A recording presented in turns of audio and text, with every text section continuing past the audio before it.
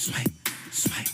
All night, y'all. I get what I like, y'all. I be eating right, dog. The U.S. Agriculture Department, which administers SNAP or Food Snap program, announcing, quote, the well has run dry. There will be delays in food stamps for many of the 41 million people who rely on SNAP. 41 million people. At the start of that was a comedian and rapper highlighting the absurdity of the SNAP program in the United States during Obama's presidency. As an older clip. It's something to remember as food stamp funding appears it will run out by maybe Saturday with this government still shut down. Nearly 42 million people in this country are on food stamps. They call it SNAP. It sounds better, I guess. And everyone, including Republicans, is more furious. Everyone's very furious about the funding of it. More furious about that than they are about the startling scale of this welfare program. Since Lyndon Johnson's war on poverty, of course, these programs have just exploded. The exact opposite of what they were supposed to do is what happens. It's socialism in a nutshell. A broken society increasingly reliant on the dole. The entitlement of people that are on these programs is through the roof. Take a listen to this. Y'all better stay the out of my way in these stores. I'm walking out with carts and I'm not paying for food stamps getting cut off next month. Like, I don't have a kid that eats like a grown man. I eat like a grown man. We like steak and lobster. Let me not get no food stamps November and December. Free me. Get my commissary out, because I'm taking up the stove and taking everything. If you gotta take that food, go ahead and take it.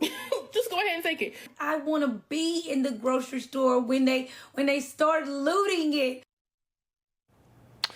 Congressman Byron Donalds joins us now, and I want to start with, it's obviously we have a government shutdown and everybody's speaking political lingo for reasons, and you got a lot of Republicans that are yelling about this and about food stamps because I think they're trying to inflict some damage on Democrats for keeping the government shut as this threat looms and kind of split their base up and hurt their base. What do you make of it? Well, look, from the political side, this is really all because of Chuck Schumer. He's trying to prove that he's tough. And so, yeah, you have SNAP, WIC, you have military officers and military frontline men and women who are not going to be paid, air traffic controllers not being paid, Border Patrol agents not being paid, ICE agents not being paid. And that's all because Chuck's trying to demonstrate that he's a tough guy, because there's really nothing else to discuss. All he said was, let's leave the government open and we'll have these further conversations on the other issues that are up for discussion. Yeah. But we're not going to do that during a shutdown.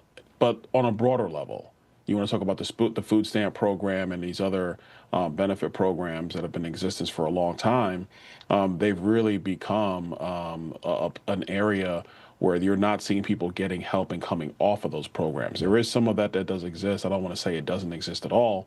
But the broader concern is what happens if you have a segment of the population just continuously being on these programs. That's not helpful to them. It's not helpful to the American economy writ large. It's not helpful for upward mobility or productivity.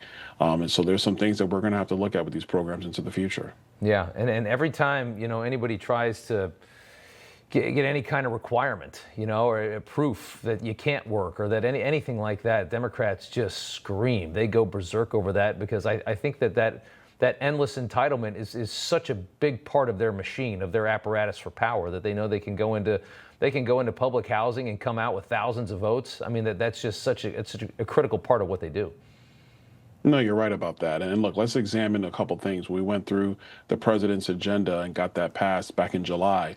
One of the things that we did do with respect to some of these benefit entitlement programs is that we did start putting in honors checks. Like, you actually had to demonstrate that you qualify. There are work requirements that are back in place. Now, the work requirements are not something that I would say is a true work requirement. Right now, it's 20 hours a week, working or looking for work or volunteering or going to school qualify.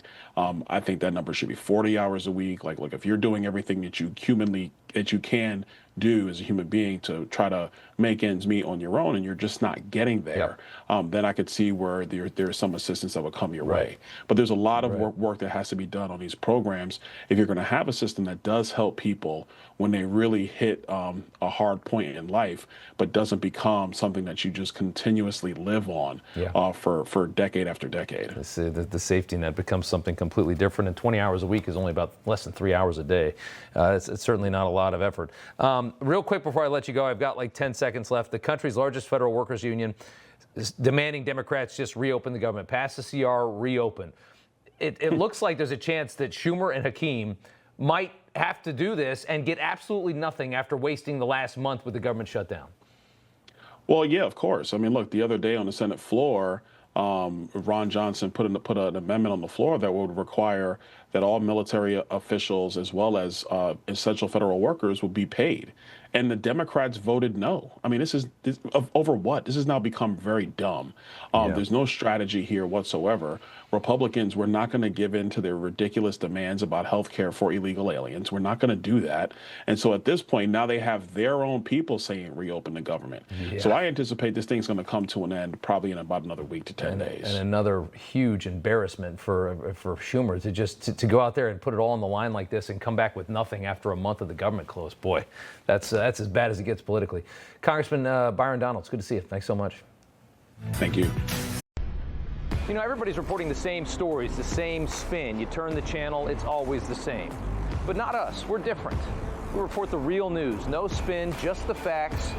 Turn to us, and you won't turn back. Tune in to Rob Schmidt tonight on Newsmax.